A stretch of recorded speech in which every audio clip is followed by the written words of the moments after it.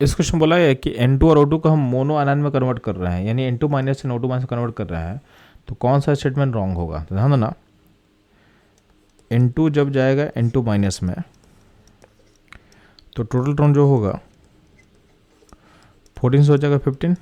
इस प्रोसेस में क्या होगा, जो बॉन्ड ऑर्डर है N2 का है होता है 3 और N2 माइनस का हो जाएगा 2.5।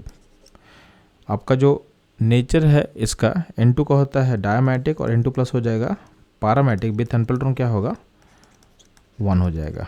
ठीक है, अगर हम बात करते हैं O2 से O2 माइनस में तो टोटल इलेक्ट्रॉन जो होगा आपका 16 से हो गया कितना 17।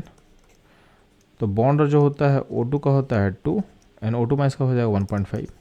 बात समझ में आया?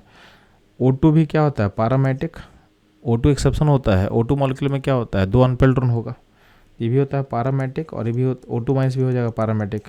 अच्छा, O2 में अनपेल्ड इलेक्ट्रॉन कितना होता है 2 और O2 माइनस में कितना होगा अनपेल्ड इलेक्ट्रॉन कितना होगा 1। जितना भी ऑल नंबर्स हैं, जब भी टोटल इलेक्ट्रॉन ऑड होता है तो उसमें अनपेल्ड इलेक्ट्रॉन का नंबर एक ही होगा। ठीक, अब ध्यान देंगे, अब इसके बेसिस पे कंपेयर करेंगे तो ऑप्शन जो ए है इन O2 बॉन्ड लेंथ इंक्रीजेज, तो ध्यान ना इन O2 minus bond length increases, तो ध्यान देंगे O2 से O2 माइनस बनने में आपका बॉन्ड ऑर्डर घट रहा है, तो बॉन्ड घटेगा तो क्या बॉन्ड लेंथ क्या होगा बढ़ जाएगा, यानी ऑप्शन जो ए होगा करेक्ट होगा। बी बोला है इन N2 माइनस बिकम डायमैटिक, तो हाँ ना N2 माइनस क्या होता है पैरामैटिक हो जाता है, तो ऑप्शन जो बी होगा ए क्या होगा इनकरेक्ट ऑप्शन होगा। तो इस क्वेश्चन का जो करेक्ट आंसर होगा ऑप्शन बी, क्योंकि क्वेश्चन में डिमांड था कि कौन सा स्टेटमेंट क्या है रॉन्ग है आपको बताना है। ठीक है, जो ऑप्शन सी है N2 माइनस में NN बॉन्ड वीक हो रहा है, ये भी सही है, क्योंकि N2 से N2 माइनस बनने में आपका बॉन्ड क्या हो रहा है डिक्रीज कर रहा है, तो क्या होगा आपका बॉन्ड क्या होगा वीक होगा।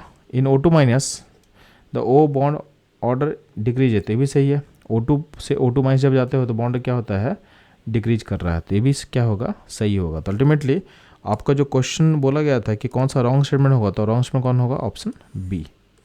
तो ऑप्शन बी जो होगा इस क्वेश्चन का करेक्ट आंसर होगा। तो ये था इस क्वेश्चन का एनालिसिस। मूव करते हैं हम लोग नेक्स्ट क्वेश्चन पे।